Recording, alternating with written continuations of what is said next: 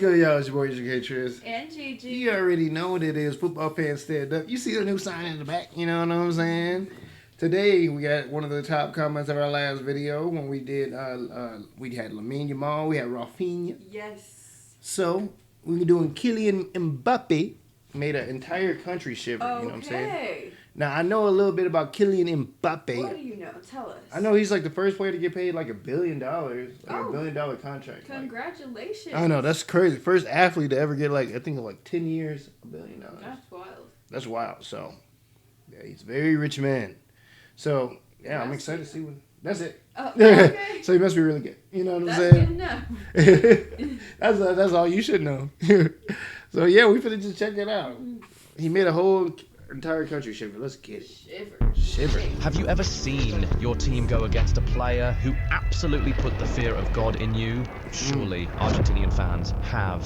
On the 18th of December 2022, the lives of... Shout out to the editing skills. I always check, as a YouTuber, I always check. His editing skills go crazy. I'm like, I'm into it with the sounds and the eagle noises. This sounds lit. It's seamless. Yeah.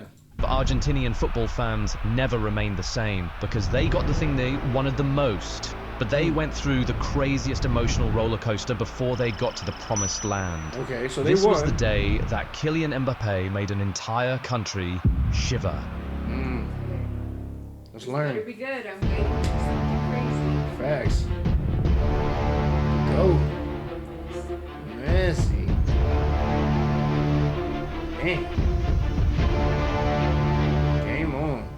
Let's learn. You see, the 2022 World Cup final was extra significant for many reasons. Many fans of Lionel Messi and Argentinian football in general saw this as the very last dance. Okay. Messi was already 35. He was not going to have a better chance to win the World Cup again, the one trophy that was missing from his cabinet. Messi and his men had started their journey on the wrongest foot, shockingly losing to underdog Saudi Arabia in the opening game of the tournament. But they managed to turn things around, winning their last two group games to top their group and make it to the knockout stages. The knockouts weren't easy. They were really tested by Australia in the round of 16. And then, in the quarter-finals, they were involved in what was perhaps the most violent match in World Cup history, which eventually had to be settled on penalties. But then they cruised past Croatia in the semis to book a place in the final for the first time since 2014. You see, out of Messi's whole career, he's never won this. So this might be his only chance to ever get this. I feel like sports sometimes doing a little bad. Yeah, his team is not really doing that good, so people probably started to give up on them a little bit. Sports, I think, are hard. It's hard. Because how do you not earn this award? I know when you're this guy, you know what I'm saying? apart from the fact that it was likely Messi's last final, there was also some pressure on Argentina because they had not won the World Cup in 36 years. And they also had a pretty bad record in finals, having lost all of the last 4 finals they had played before 2021. So they're just not good but in this then they tournament. managed to break the duck in 2021, winning their first major trophy in 28 years. Wow. And they quickly followed it up with the finalissima. So going into that final, they had some hope. But that hope was perhaps a little deflated when they found out that they would be going up against France. Now, apart from the fact that France were the reigning world champions, Argentina personally did not have a good experience with them. On their way to becoming world champions in 2018, France trampled over Mbappe Argentina. that fast? These two footballing giants met in the round of 16, and a teenage Mbappe absolutely ran riot on the South Americans. Okay. He scored 2 goals and won a penalty and was very easily the man of the match. Wow. 4 years later, Argentina find out that they'll be facing France with a better and now more experienced Mbappe in the biggest game of their lives. Of course, they'll be frightened, but That's then... what I'm saying. So imagine how, like, you know, going back to Lamine Yamal gonna be like at that age. Gosh. Yeah, because if he beat them when he was a Teenager, like, now he's a grown man. Yeah, and again, he's been trained, he's had the experience. Yeah, that's scary. They had the GOAT on their side, so they went into the game brimming with a lot of hope and positivity. And things got off to the best possible start they could think of. Argentina were on top from the very beginning, peppering Hugo Lloris's goal with shot after shot. And then, in the 23rd minute, Argentina were awarded a penalty for a pretty soft foul from Dembele on Di Maria. Messi stepped up and converted. 1-0 Argentina. But there's really no Argentina final party if Di Maria hasn't scored. He scored in the Olympics final in 2008, the Copa America final in 2021, so like his role and now in 2022, he stepped up for his customary final goal in the 36th minute. Something about his face, he just seems like a chill guy. Oh no, he just looks like a good guy, don't he? I don't know something about it. Y'all tell me more about that guy, but he just looks like a happy dude. Yeah, happy. Yeah. I think that's a good. Maybe because his smile's just so big. Yeah, it smells huge. And a lot of athletes just like. You know, they do the angry. For their stats, like.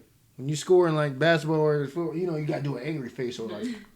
You know, he was happy. He just looked like a happy guy. It was a brilliant sequence of play from Argentina, and the former PSG man arrived at the perfect time to get to the end of a beautiful McAllister pass and send the ball past Lloris. 2-0 already in the first half. Okay, 2-0. Argentina were in dreamland. They expected this game to be one of the toughest games of their entire lives, but it was turning out to be a walk in the park for them. At halftime, not only were they 2-0 up, they were in total control of the entire game. They had more possession and had nullified the Europeans completely.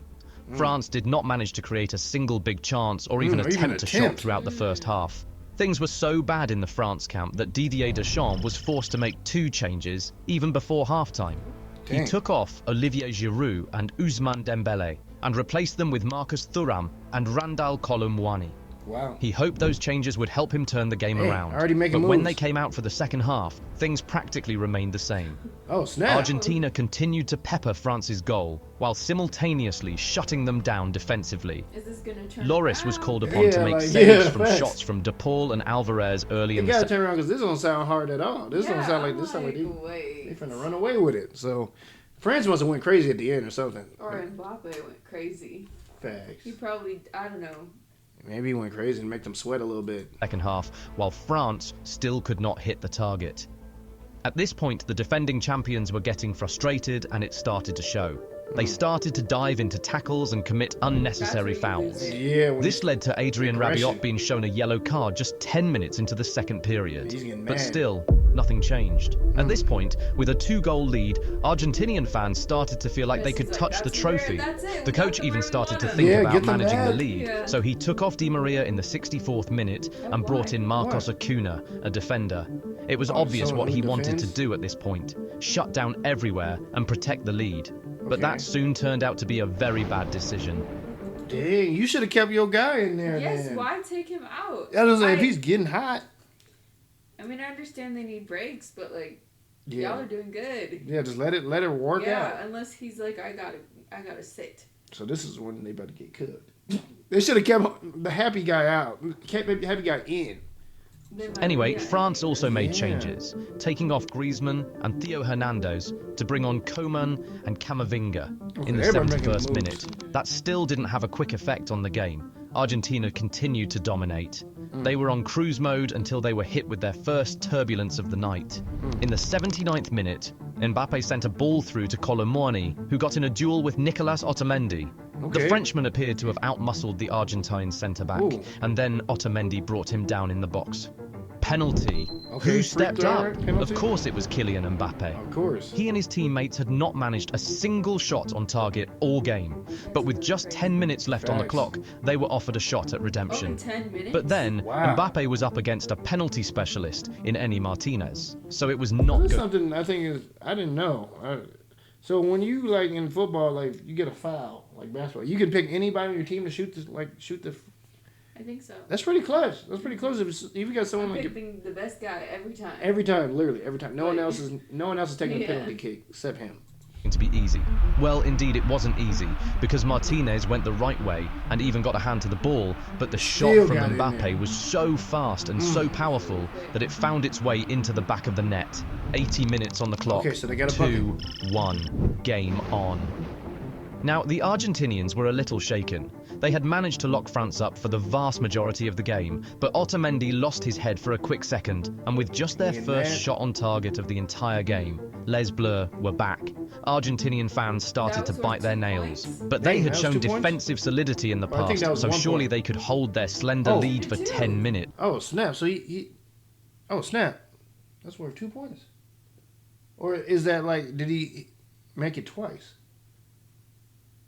That just seems too easy. Yeah, I feel like he had to make it twice. Maybe, Yeah. Maybe they give him like free throws, like you shoot it twice. Maybe it has to be. It has to be. Otherwise, there's no way. Sign me up to do that. That's all what the I'm time. gonna say. I'm gonna do that every single time. That's right. Wrong. They could not even hold the lead for 1 minute. Dang. The very next minute after France's goal, Messi was robbed in the middle of the pitch by Coman, and he started a French attack, which ended up with a cute little give and go between Mbappe and Thuram, and boom!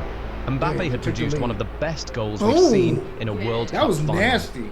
He volleyed the ball beyond Martinez and dragged France back into the game. Peter Drury called him an awesome force of nature.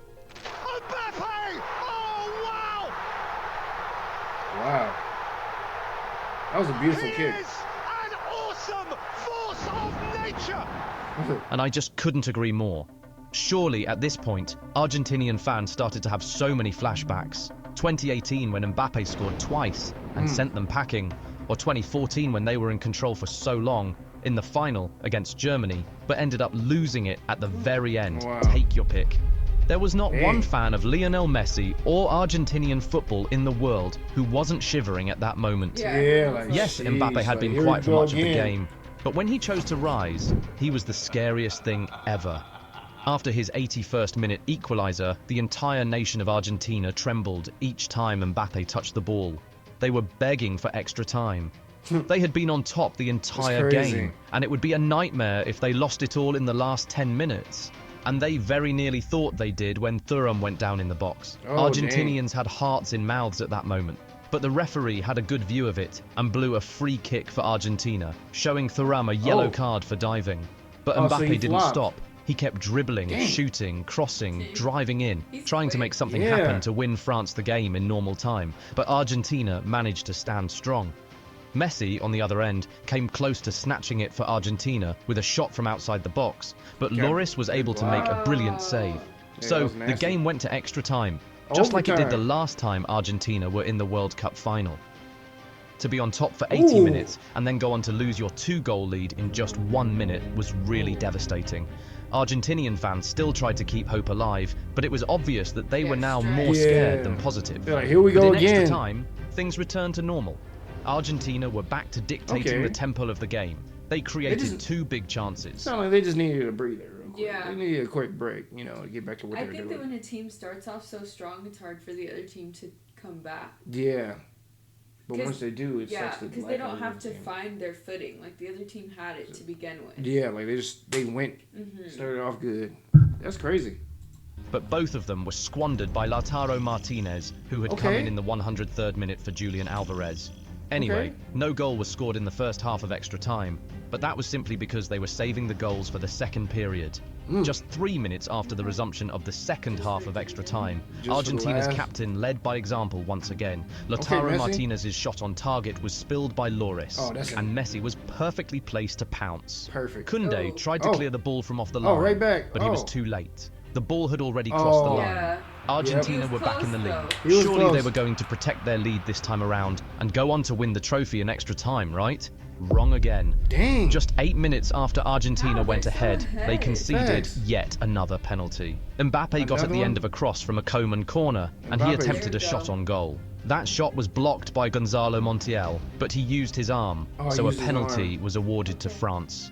2 minutes to the end of extra time, Mbappe stepped up again. He ain't missing Could again. he score 2 penalties against the specialist Emi Martinez? You think so? You bet he could. This time, he sent the goalkeeper the wrong way to complete his hat-trick. This was the first time a player had scored a hat-trick in a World Cup final since 1966.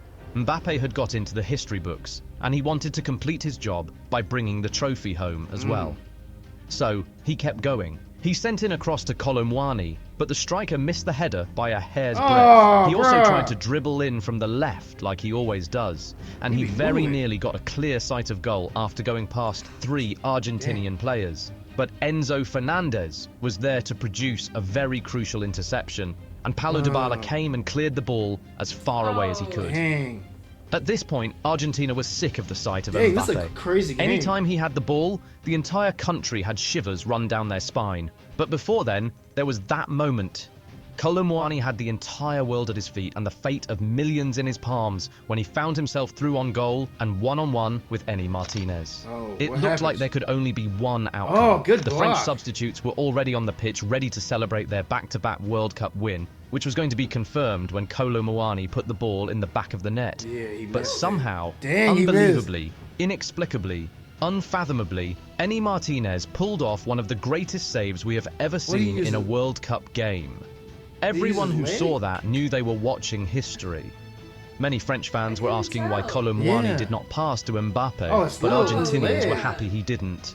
Anyway, that was it. These two teams were inseparable in 120 minutes, so the game went to penalties. And guess who stepped up first for France? Yes, that same guy, Kylian Mbappe. So when it, we're learning. So when it goes overtime, right? If overtime minutes runs out, then they just do a bunch of penalty kicks. Okay, I like that. Right. So it's literally between mano y mano. Now Mbappe versus Messi, probably like the two best players. But he was doing so good. He was moving so fast. He was. I think that his team was just a little bit They were messing up. off. Yeah, because remember the one headshot the dude missed. And it was, I'm like, dang. It's Could not he his really fault. put 3 penalties past Eni Martinez in the same game? You bet he could. He beat Martinez from the spot 3 times in one game. Not many players can boast of this. Anyway, Messi also stepped up first for Argentina, and he converted his penalty as well. That was so easy for But him. Koeman and Tchouaméni missed, while Argentina remained perfect. And that was how That was Mbappe's teammates. They was messing up tonight. because Mbappe would have won the game. Yeah. If it was just him, I think. But Messi's teammates came through. Or like 10 of him. Yeah. That's crazy. Messi's teammates came through for him. they became world champions for the first time in 36 years. Yeah, listen, shout out to Messi though. Champions of the world! They had to work for this particular trophy. And it always feels good, seeing the underdog win. Because they said France won the championship the year before, so they're trying to win it 2 years in a row. So it's like, it's good to see the underdog Argentina managed to come out as winners, but Kylian Mbappe made an entire nation shiver from minute 80 to minute 120. What a day that was. Guys, is that the greatest final in the history of the World Cup? What do you think? But surely one of the most significant World Cup games in football history is the one which forced FIFA to introduce a new technology into... Okay, look at y'all, man. Good plug in. Yeah. That was interesting, though. I feel bad for Mbappe. Yeah, he did everything he put could. in his work, but his team was just kind of, Just off. I don't know what was They're going off. on. I think they were just off that night. Yeah. They just had a bad And Messi night. had a really good team. Messi had they were ready to go. They was ready to go for Messi. And Messi came through, and his teammates came through. And that's what you need to win. You need I wonder your if best it's player. because they beat them before, so Mbappe's team was like, A little cocky, probably. yeah, like, And they're the champions already. we don't got anything to worry about. Like, we know how they play. Yeah. But then Messi's team probably did the work. They did the work, put in the work, the hours, practice, watching film. Like, they did what they had to do. And shout out to Messi getting that championship, at the end of his career, Well deserved. Mbappe was such a good player. Yeah, he was Yeah, cool. he was really doing his thing. If y'all want us to check out some more football, let us know. Top comment wins, so let us know, man. It's your boy Tris. And Gigi. Peace.